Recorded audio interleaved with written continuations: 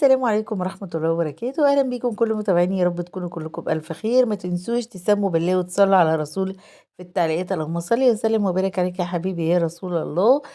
كل سنة وانتم متسحرين وتهنيين، وهنعمل وصفات إن شاء الله طول الشهر تحفة وبأقل التكاليف. انتوا بس خشوا كده واعملوا لايك واشتراك في القناة ويلا بينا نخشوا. حماتي بقى جات لي وجابت لي نص كيلو فول وبتقول لي الفول ده انا عايزاه يكفينا طول شهر رمضان. قلت لها نص كيلو بس يا حماتي؟ قالت لي اه. بصي كيس الفول جبته من بره بكام؟ بصوا يا جماعة، الكيس ده جبناه ب10 جنيه من بره، يعني فيه حوالي 3 أو 4 معالق فول، ويا ريته فول بس، ده فول على بليلة. قلت لها بس خلاص هاتي كده الفول، وزي ما انتوا شايفين حطيت الفول في ميه وسبته من بالليل للصبح. هتلاقيه بعد كده طرى معاكي. ازاي تضاعفي الكميه؟ جبت كده 3 جزرات وطماطمتين و3 معالق كبار من العدس الاصفر وفص ثوم وحطيتهم، سبتهم على النار. الميه طبعا تبقى مغطياه في حله بدون اي حاجه، يعني الحله ولا حله ضغط ولا حاجه، دي حله عاديه جدا جدا. إيه، سبتهم ساعتين ونص على النار وطفيت عليه وسبته بقى خالص لحد ما يبرد. طلع زي ما انتوا شايفين كده هش وطري وزي الزبدة. طبعا انتي لما بتسيبيه علشان خاطر يبرد، المية السخنة بتخليه الفولة بتاعته تتظبط معاكي تبقى لينة. خد معايا انا ساعتين ونص بالظبط، وزي ما قلتلكوا حلة عادية. اعمل ايه بقى عشان اخفي بقى كل الحاجات اللي انا عاملاها بالهاند بلندر؟ وضربته. بصوا بقى كده لونه، اللهم بارك، فاتح وجميل وضعيف لي الكمية.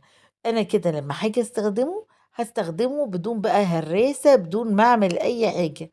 اهو بقى معايا زي الزبدة، وبصوا لونه تحفة ازاي، جميل جدا. وبعد كده بقى عملت ايه؟ غلفته كده في اكياس وعلى طول عملته. بصوا ما شاء الله اللهم بارك، بالنص كيلو عملت كمية تكفيني الشهر كله، لاني حطيت عليه شوية خضروات جملت من طعمه، وكمان في نفس الوقت خلت الكمية تكبر معايا علشان يكفيني طول الشهر. وطبعا حطيت على قدنا، كل واحد يحط الكمية اللي تكفيه في الكيس. بصوا بقى كده، جبت الصينية بتاعتي وحطيت عليها فصين توم وطماطمية كده انا مقطعاها، وقلبت كده كويس قوي لحد ما التوم بس يغير لونه، لكن ما يغمقش، يعني يصفر كده ويحمر معايا. وبعدين على طول اول ما زي ما انتوا شايفين الطماطم نزلت المية بتاعتها والبصلة لونها غير سيكة، نزلت على طول الفول بتاعي.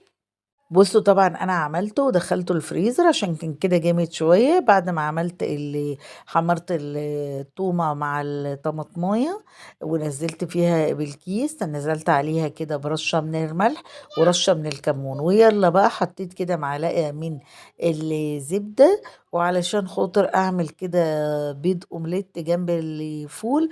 وده كده كان سحورنا. حبيت اعمل كده بيض جنب الفول ونحط جبنه، ممكن ما تعمليش بيض تخلي جبنات بس، برضو بيبقى جميل جدا جدا. خلاص كده البيض بتاعي يا دوبك بحطه عشان يعمل اومليت، احط عليه رشه ملح رشه فلفل واقلبه على الجنب التاني، وكده يبقى خلاص انتهى. كلي بقى احلى فول اللهم بارك، ودي معلقه طحينه كده بتديله طعم تحفه. بتمنى وصفتي النهارده تكون عجبتكم، ما تنسونيش لايك وشير وسبسكرايب، واشوفكم ان شاء الله على خير في فيديو جديد.